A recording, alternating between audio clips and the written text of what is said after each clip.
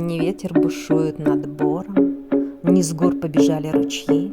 Мороз воевода дозором обходит владения свои, глядит, хорошо ли метели лесные тропы занесли, и нет ли где трещины щели, и нет ли где голой земли.